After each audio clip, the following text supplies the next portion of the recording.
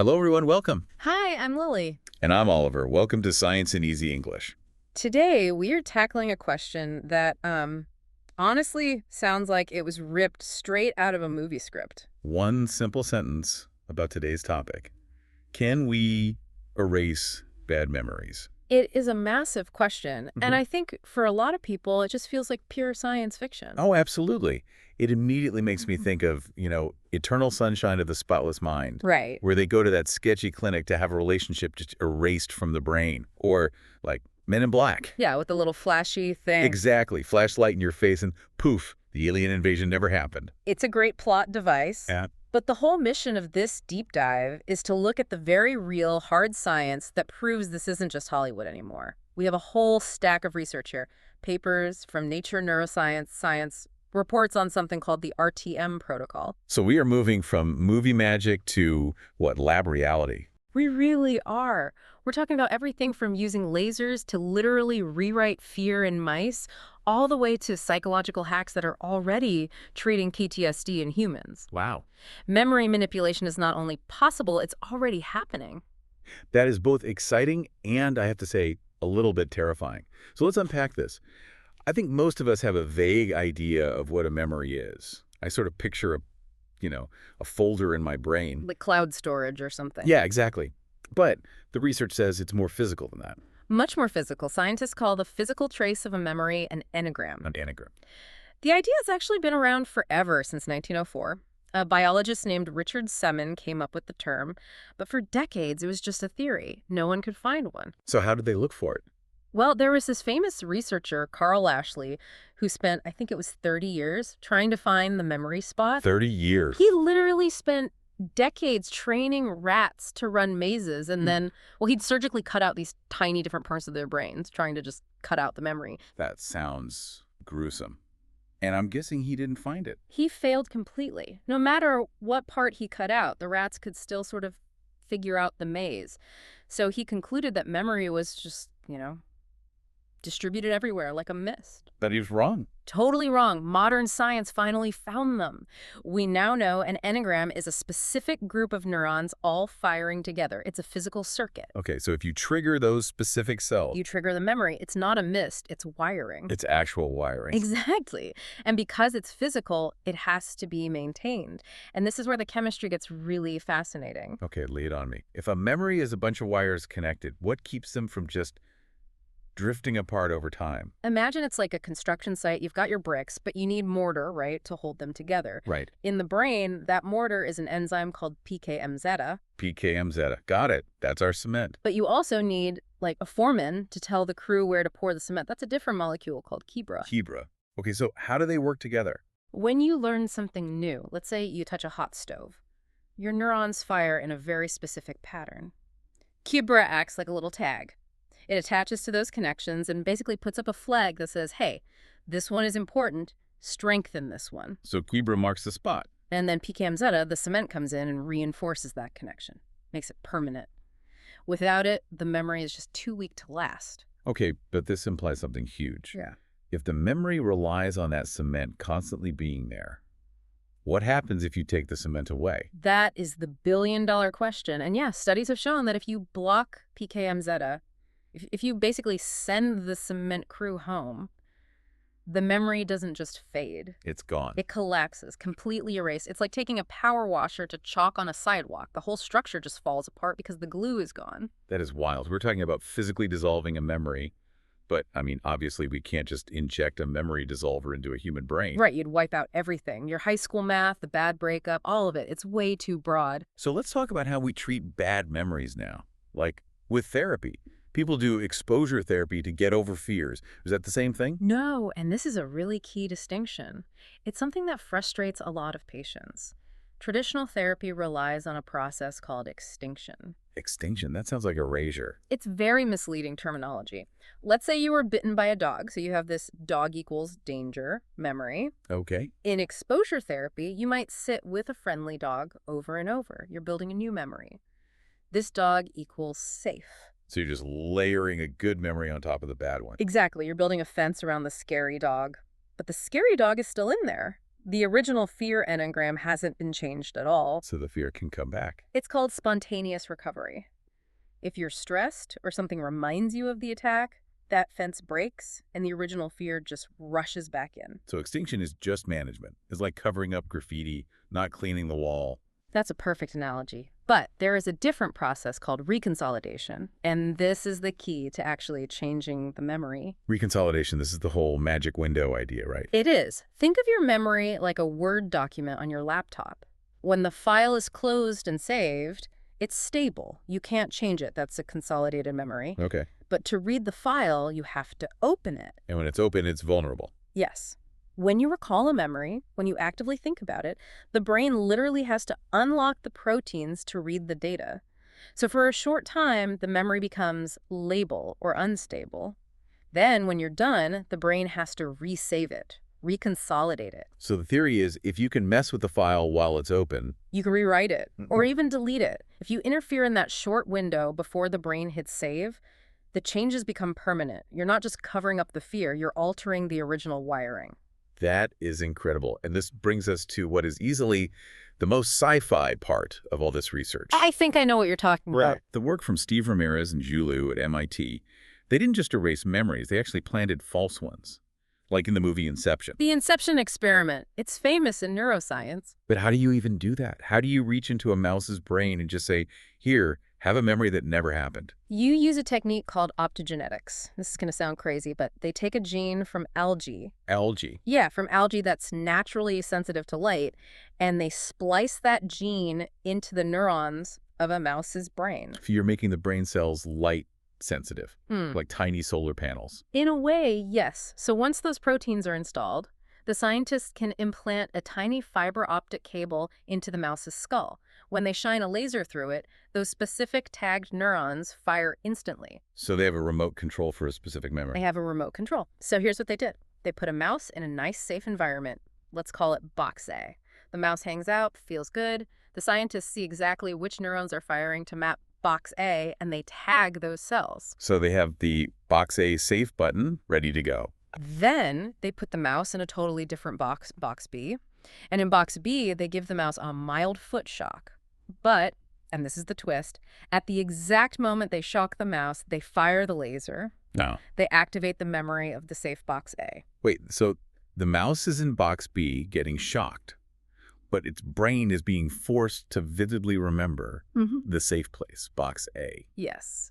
They artificially wired the feeling of pain and fear to the memory of the safe box. That is diabolical. What happened? It worked perfectly. Later, they put the mouse back in the safe box A where nothing bad had ever happened to it.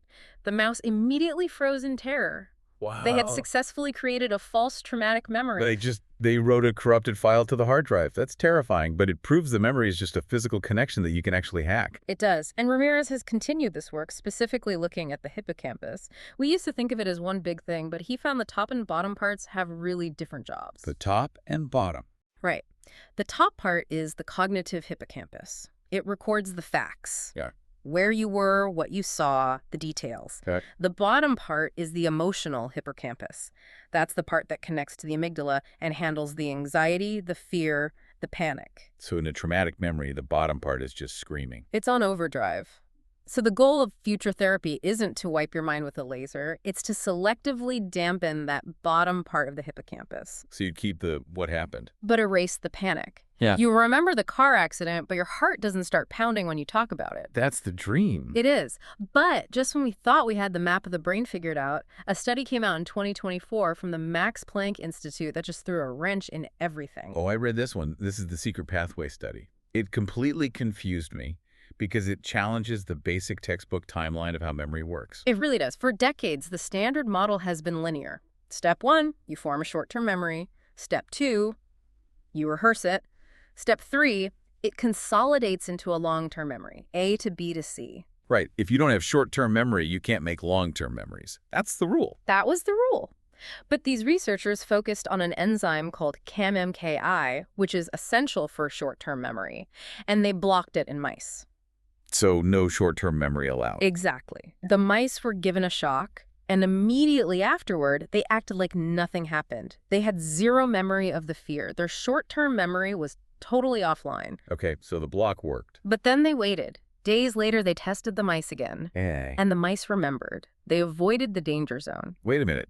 They forgot it 5 minutes after it happened, but they remembered it 3 days later. Yes. They formed a long-term memory without ever having a functional short-term one. That shouldn't be possible if it's a single straight road. Which means it isn't a single road.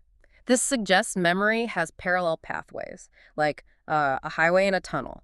The highway, short-term memory, was blocked. But the tunnel, this long-term secret pathway, was still open. The information got there, it just took a different route. That is mind-blowing. Does that explain why some Alzheimer's patients can't remember breakfast but can suddenly remember something from years ago? It might. It suggests that even if the short-term processing is broken, the brain might still be writing to the long-term drive in the background. It totally changes how we might approach treatment. Okay, so we got lasers, we got secret tunnels, molecular glue. Let's bring this back to the person listening right now. You mentioned the RTM protocol earlier. Yes. The reconsolidation of traumatic memories protocol. Oh, I have to be honest. I looked into this, and some of the techniques sound, Yeah. well, they sound ridiculous. I mean, circus music. I know. It sounds like a joke, doesn't it? It really does. You're telling me we're treating veterans with severe combat PTSD by having them imagine their trauma set to, like a cartoon theme song?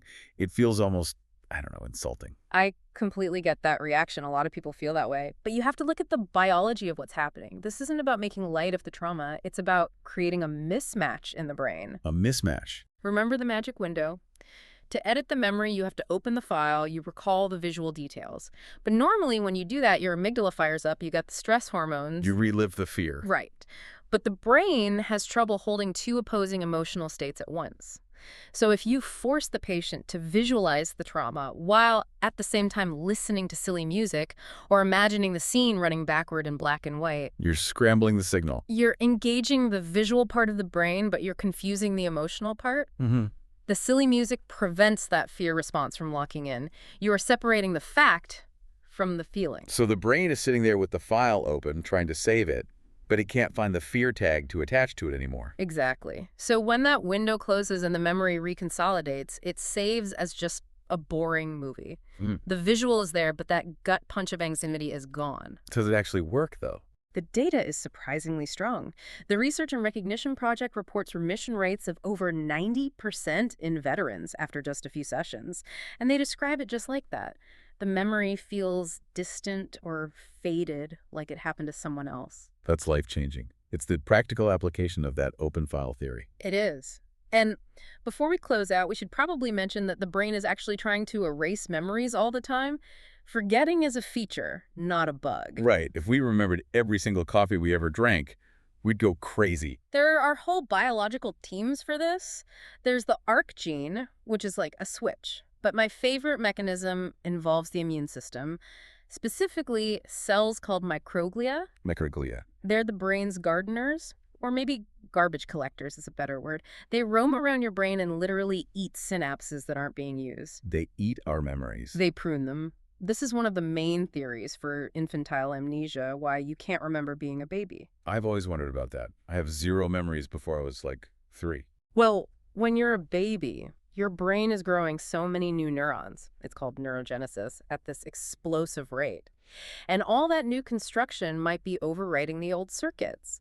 Plus, those microglia are working overtime, just pruning away the chaos. So my memories of my first birthday party were literally eaten by my own immune system to make room for learning how to walk. Essentially, yes, it's just being efficient. Wow.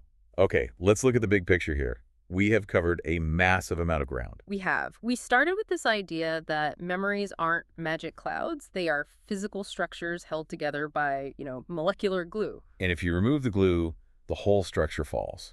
Then we learned about reconsolidation, that every time you remember something, you're opening the file and making it vulnerable to edits. And we saw how scientists can use that vulnerability with lasers in mice or behavioral hacks in humans to strip the emotional pain away from a memory. So the answer to can we erase bad memories is basically, yeah, we can erase the feeling of them, and in labs, we can erase the memory itself. The so what here is that we're moving toward a world where we don't have to be held hostage by our past.